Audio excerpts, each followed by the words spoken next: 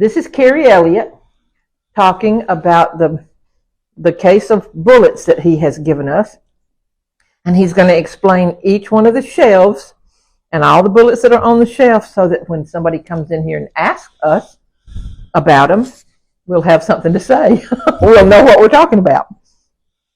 Okay, These bullets right here are infield bullets, and they're fired in a .577 caliber infield rifle that was imported from England through the blockade, and they're characterized by a real smooth side. They come in mostly .58 caliber. And this one right here is a Gardner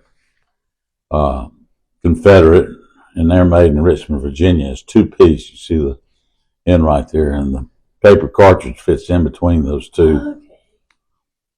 Mm-hmm. This right here is another Gardner. It's .54 caliber. These are .36 caliber pistol bullets, Colt. And right here is a regular .58 caliber three-ringer bullet Union. Wait a minute, you dropped down a shelf now. Hold on. What? So the second shelf. The second shelf. Second shelf is a Union, right? Yeah.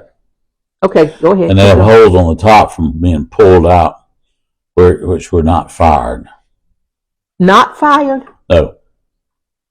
And in fact, if they had it in the gun and the battle was over and they wanted to unload their gun, they would put that ramrod down there with a worm on it and screw it into the top of the bullet and pull it out. And all of these are typical three-ringer Union bullets. What about these? That's a 54 caliber round ball fired in like a Mississippi rifle or a Austrian musket. What kind of musket? Austrian. Oh, Austrian. Are these smooth ones the same? Yeah, these are infields. That's a 54 caliber. All these are three-ringer 58 caliber Union. And that's true about these too. All on the bottom? Yeah. That's the most common bullet of the Civil War. This is a canister fired out of a cannon. Out of like a 12-pounder. What are the little small That's a buck and ball. This was 3 of these, along with a 69 caliber round ball, went in a 69 caliber musket. And dropping down to the second shelf, these are Williams cleaner bullets. They're Union, and about every eighth shot they wanted to clean their musket out. And this is a zinc that's supposed to flatten out and compress into the rifling to clean out the barrel. Tell me again, wait a minute now. Tell me how many, like 8 times they shoot it and then they shoot a cleaner? Yeah, that's right. These appear to be the same.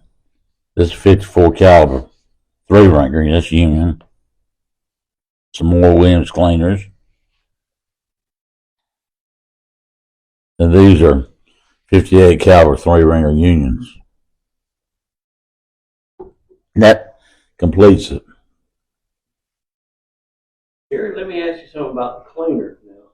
When that bullet would still be fired at the enemy, right? Yes, yes. It was like a regular bullet. And are these cleaners and it just got broke? The bottom piece got broke? No, yes, that's right.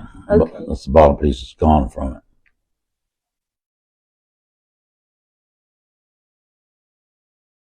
Okay, I need to know. Some of these are smooth and whole, but what happened to that one? That's a worm. That's where the worm went down in there and to pull it out instead of making a hole. They had 2 different kinds. They had one that looked like a screw that made this kind of hole, and they had a worm that would make a gouging mark like that. Okay. And this one too. Okay. Now some of these are smaller. That's got so Williams Cleaner. The piece got broke off on the bottom. Oh, it's the same as these, Yeah, except no, this got broken off. same as this. The bottom piece got broken off. But see, look how little they are. Yeah, it makes it shorter. What are these? Oh, yeah, yeah. These are caps that went on a nipple on a percussion gun. And this is a Spencer case right here. From a Spencer carbine. It's rimfire, 52 caliber. Gary, where'd they come from? They came from Ezra Church or Battle of Utoy Creek, found by Jack Greer. And those two are on the west side of Yes, 29, Highway 29, the west side of Atlanta, but on the east side of 285. that's correct. It's inside 285, Right. but on the west side of 29. Yep.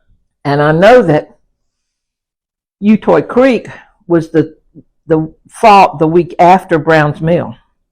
Mhm. Browns Mill was the last week in July, and Utoy Creek was the first week in August. I looked it up. Okay. So it was, and I didn't look up the date for Ezra Church, but it was part of the same movement, wasn't it?